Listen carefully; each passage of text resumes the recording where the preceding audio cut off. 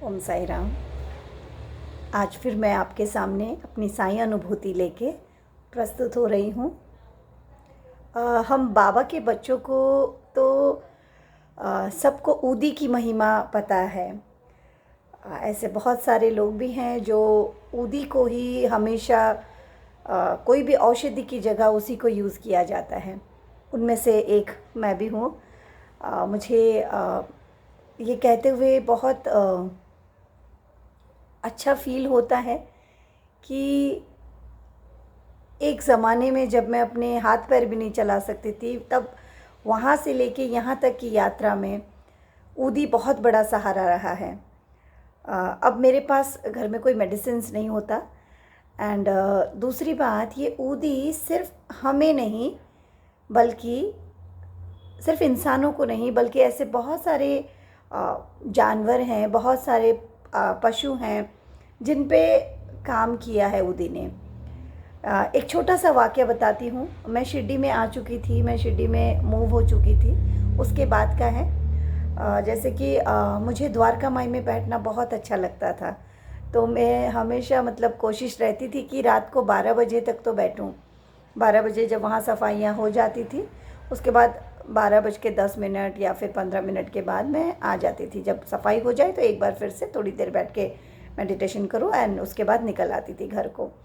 तो इन्हीं दौरान एक बार बैठी हुई थी, सफाई हो चुकी थी, और मैं बाबा के जो पत्थर है उसके साइड में एक अगरबत्ती का स्टैंड लगा हुआ है, पत्थर लकड़ी का, तो मैं वहीं बैठती थी।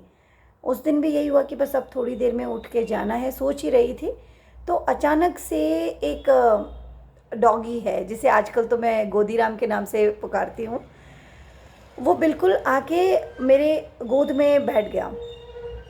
और जब वो बैठा तो देखा वो लहूलुहान हो, उसके एक कान जो है वो ऐसे कट चुके थे और वो छोटा सा ऐसे मतलब 2 चीरा लग गया था कान में और खून बह रहा था। अब अचानक से मैं क्या करूं, मुझे समझ नहीं आ रहा कि मैं क्या करूं।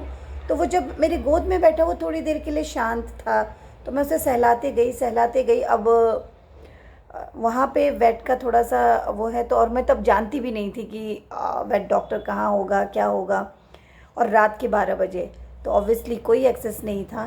तो मेरे पास ऊदी रहती है अपने उसमें, तो मैंने क्या किया कि एक पैकेट ऊदी की जो है, पैकेट को ओपन किया और वो सारी ऊदी उसके कान में डाल दी। कान जो फटा हुआ था, जो चीरा लगा हुआ था, खून बह रहा था, उसमें मैंने उसे डाल दिया। एंड उसके बाद मैं उसको सहलाते रही।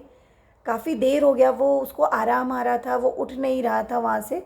तो फिर मैंने अपने दुपट्टे से उसको ढक दिया और उसको इतने सोए हुए देख के फिर मुझे लगा कि कोई बात नहीं, आज मैं पूरी रात ही बैठ जाऊँगी, सुबह काकड़ आरती करके जाती हूँ। तो वो पूरी रात ऐसे गोदी में सोता रहा। एंड बस यही वो एक इलाज किया उस दिन। एक पूरा पैकेट का ऊदी लगा दिया था, खून रुक गई थी। आज भी उसके निशान दिखते हैं डॉग के कान में। और उसे मैं गोदीराम इसलिए बोलती हूँ क्योंकि वो जब भी आप द्वारका माई में बैठते हैं तो वो जाके ना गोदी में बैठता है, किसी के भी रैंडमली जाके बैठ जाएगा। अब वो पहले तो अपने आप को एडजस्ट करेगा, अगर उसको फिर भी फिट नहीं लग रहा है, थोड़ा सा कोई अनकम्फर्ट है, फिर उठ के किसी और के गोदी में चला जाएगा। तो ऐसे करके वो कहीं भी जाके, उसको बड़ा पसंद है गोदी में बैठना, तो इसलिए मैं उसे गोदीराम कहती हूँ। एक्चुअली मेरा ये शेयर करने का यही तात्पर्य था कि ऊदी की जो एक चमत्कारिक गुण है, हम सब ने सचरित्र में तो पढ़ा ही है, लेकिन हम बड़े भाग्यशाली हैं कि हम लोगों ने इसे महसूस भी किया है, एहसास किया है और देखा भी है। तो यही मेरी सबसे प्रार्थना है कि ऊदी का सेवन हमेशा करते रहें। जब भी आपको लगे कि भाई मुझे किसी औषधि की ज़रूरत है, मैं ये नहीं कह रही हूँ कि मेडिकल डॉक्टर के औषधि मत लीजिए, बट पैरेलली आप यदि किसी भी शारीरिक व्यथा से या मानसिक व्यथा से या फिर भावनात्मक व्यथा से गुजर रहे हैं, तो ऊदी ज़रूर सेवन करिएगा।